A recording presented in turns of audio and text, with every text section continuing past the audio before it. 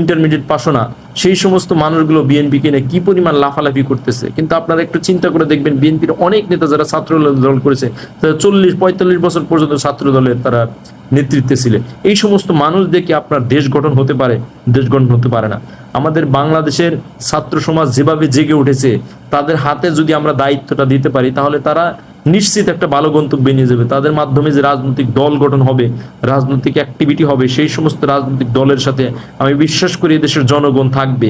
কারণ এই দেশের জনগণ নির্বাচনের আগে 500-1000 টাকা খেয়ে খেয়ে যে ধরনের নেতা নির্বাচিত করেছে, যে ধরনের নেতা কে ভোট দিতে তারা বাধ্য হয়েছিল, সেই জিনিসগুলো হয়তো এখন বোধোদয় হয়েছে। সুতরাং বিএনপির এত আনন্দিত হওয়ার কিছু নাই। এখানে বিএনপির ক্ষমতায় আসা মহা মহা কঠিন হয়ে গেছে।